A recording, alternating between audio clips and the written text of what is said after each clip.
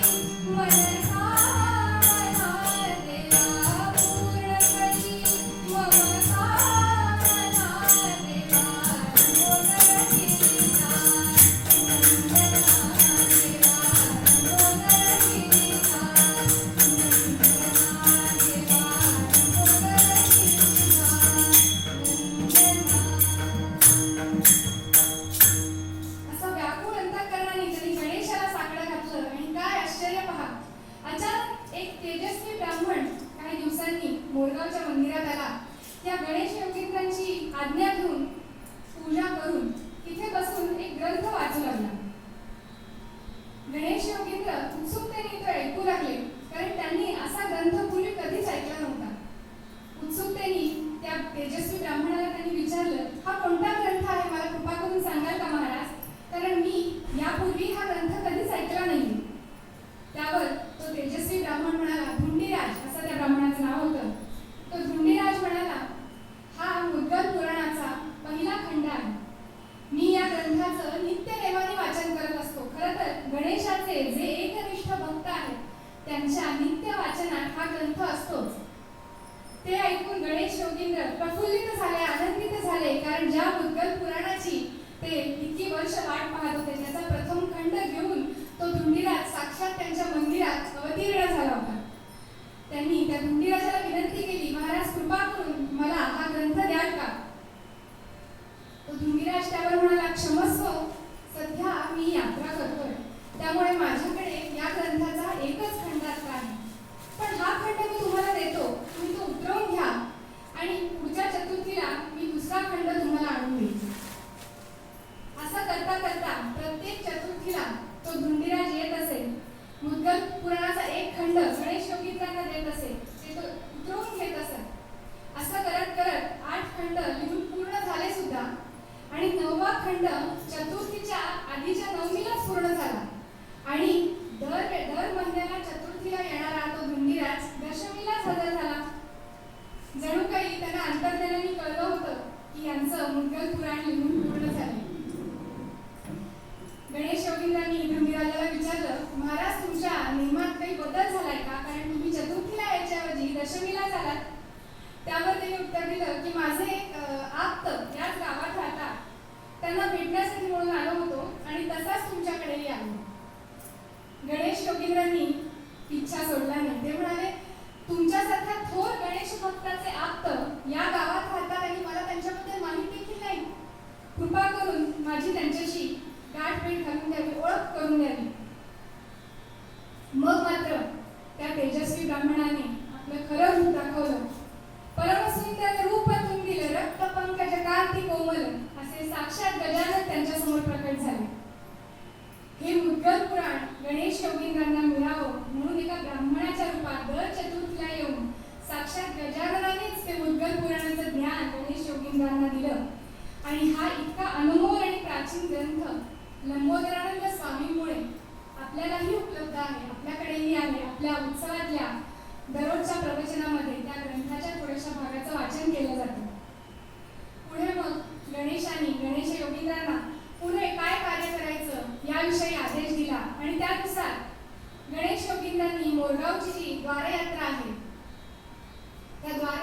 मार्ग, स्थान, सीमा हे सारं सुनिश्चित करून घेतलं.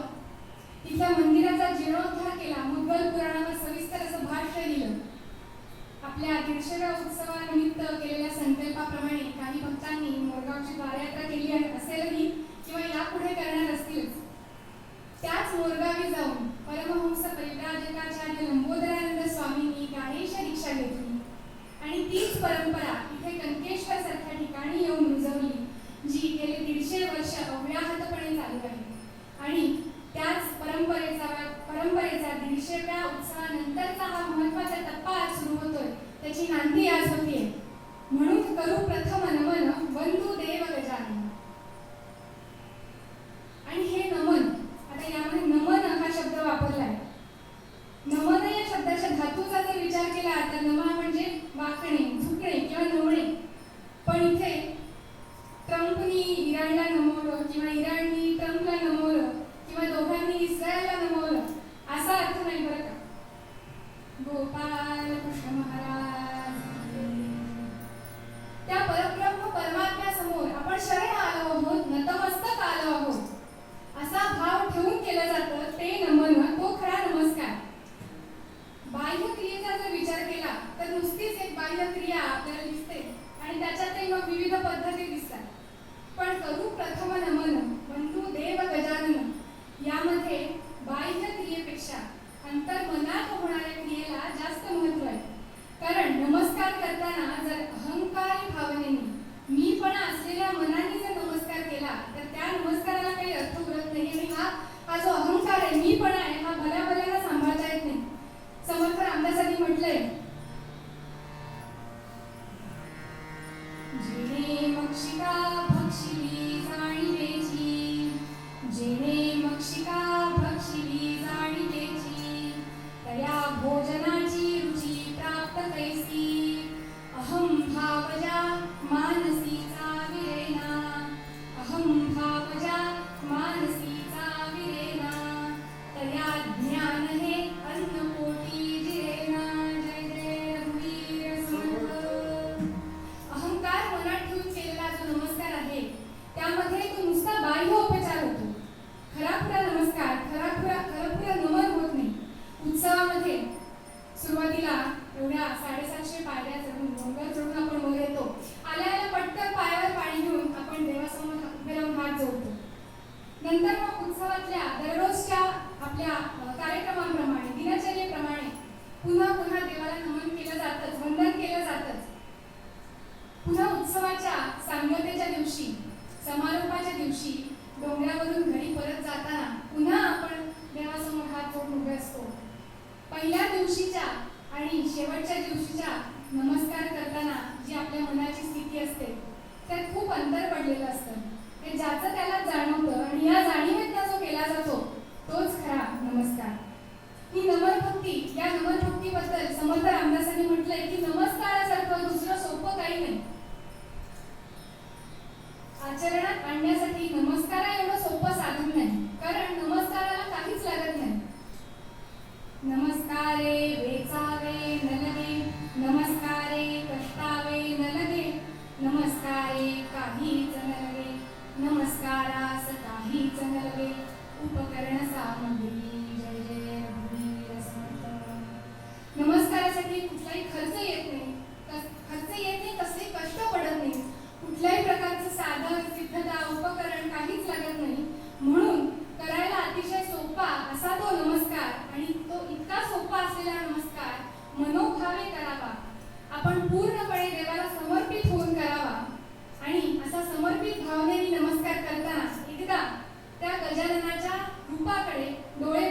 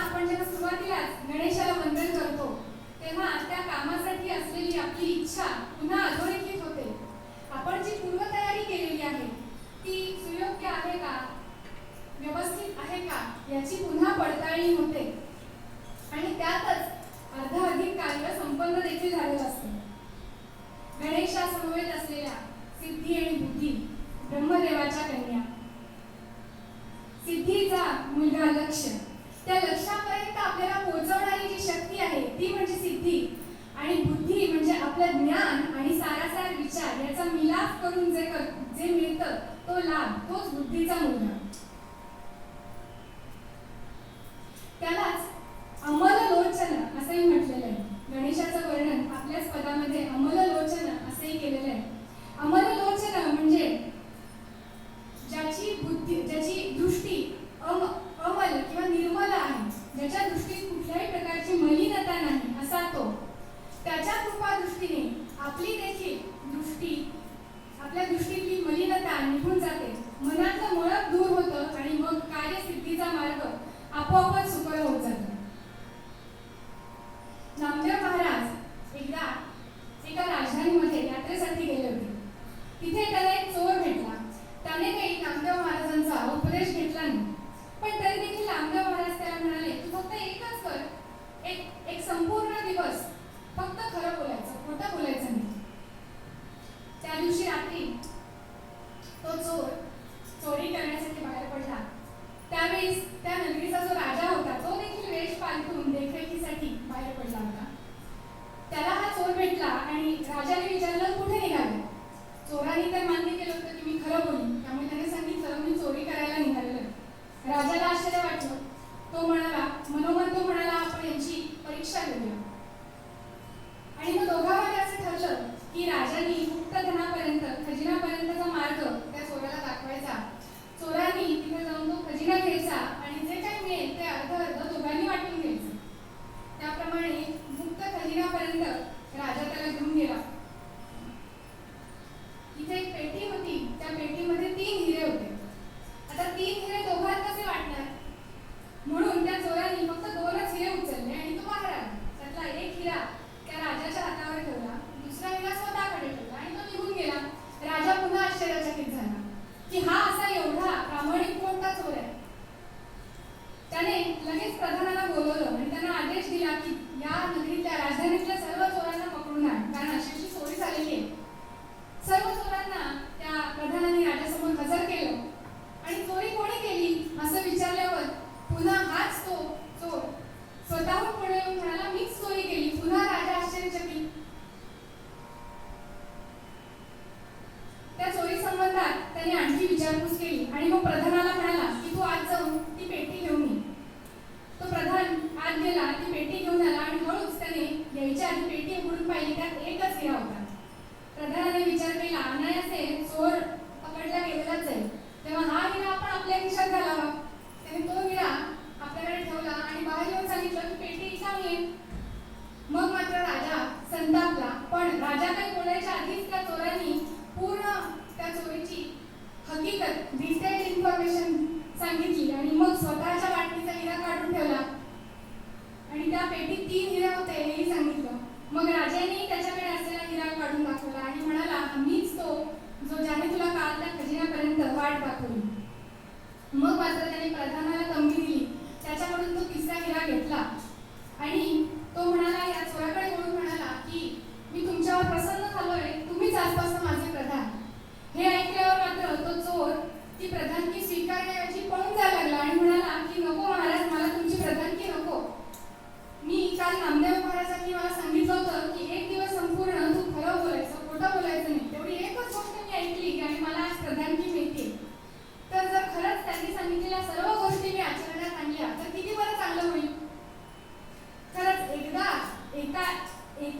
केलेल्या चांगल्या गोष्टींनी जर एवढी प्रगती होणार असेल तर मनोभावे संपूर्ण शरणागत भावनेनी जेव्हा आपण त्या गणेशाला साकडं घालतो, त्या गणेशाला नमन करतो, तेव्हा आपल्या वाटेतली सारी विघ्न दूर होणारच. संत एकनाथ म्हणतात, तुझी अणुमात्र झाली या भेटी, शोधिता न विघ्न पडे दृष्टी. तुझी अणुमात्र झाली या भेटी, शोधिता विघ्न न पडे दृष्टी. एकदा जरी आपण त्या गणेशाचं दर्शन घेतलं तरी आपल्या वाटेतली सारी विघ्न नाहीशी होतात. त्या साऱ्या विघ्नांचं निवारण तो विघ्नहर्ता करतो, कारण तो अखिल कंटक दुष्ट हारक आहे, दुरित नाशक आहे. शंकराचार्यांनी म्हटले, नताधिका पदुद्धरम असं वर्णन त्यांनी गणेश पंचरत्न स्तोत्रामध्ये केलेलं आहे. नते तया की भीकरम नताधिका पदुद्धरम असे 2 शब्द त्यांनी गणेशाच्या वर्णनासाठी वापरले. म्हणजे जे कोणी गणेशासमोर नतमस्तक नाहीये, आता असे गणेशासमोर नतमस्तक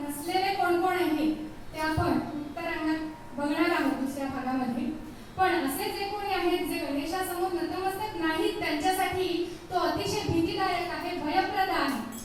पण जे गणेशासमोर शरणागत भावनेने त्याला नमस्कार करतात, शरण जातात, अशांच्या आपदा, अशांची संकट तो पूर्णपणे नाहीशी करतो. असा सकल सिद्धीचा जो दाता, नाना विघ्न निवारिता. तिसऱ्या ओळीमध्ये तुकोबाराय म्हणतात, गौरी हराचा कुमर नाव ज्याचे लंबोदर. गौरी हराचा कुमर ज्याचे नाव लंबोदर. हर म्हणजे शंकर आणि गौरी म्हणजे पार्वती, यांचा पार्वती, शिव पार्वती पुत्र असा गणपती.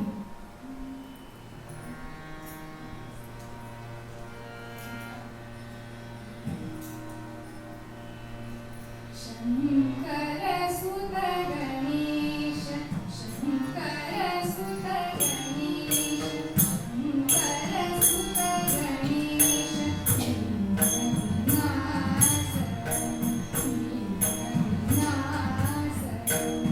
गौरी नंदन, गौरी नंदन, बुद्धिविधाता, बुद्धिविधाता. शंकर सुत गणेश, शंकर सुत गणेश.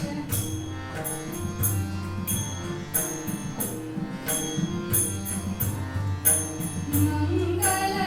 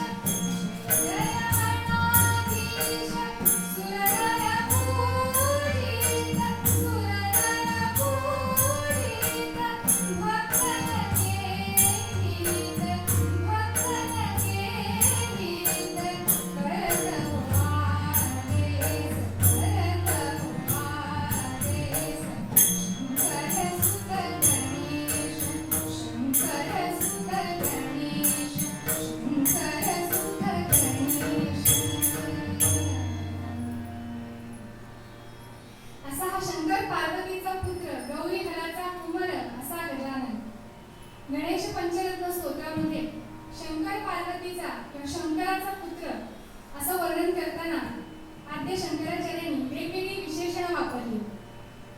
समस्त लोक शंकरम, समस्त लोक शंकरम, निरस्त दैत्य कुंजरम, दरे तरो दरम वरम, वरे भवक्र मक्तरम मक्त्रवम. समस्त लोक शंकरम. आता शंकर हे खरं तर शिवाचं नाव, शंकराचं नाव. पण शं करोति इति म्हणजे जो लोकांचं कल्याण करतो, समस्त लोकांचं कल्याण करतो असा तारणहार असा तो गजानन, आणि म्हणून तो समस्त लोक शंकर. पुढच्या एका कडव्यामध्ये आद्य शंकराचार्य पुरारी पूर्वनंदन. आता पुरारी म्हणजे त्रिपुरासुर, त्रिपुरासुराचा जो शत्रू, त्रिपुरासुराचा जो नाश करणारा असा जो पुरारी म्हणजेच जो शंकर, पुरारीचा पूर्वनंदन अशा शंकराचा जो ज्येष्ठ पुत्र तो गजानन, त्याला वंदन करा, त्याला नमस्कार करा. पुन्हा ते म्हणतात नितांत कांत दंत कांती मंद कांत कात्मजम. अनुप्रास अलंकाराचं सुंदर उदाहरण आहे. आज प्रवचनामध्ये दुपारी आपल्याला अभुवांनी सांगितलं अंतक म्हणजे नाश करणारा असा कोण, तर तो यमराज. जो अंतक आहे त्या यमाचा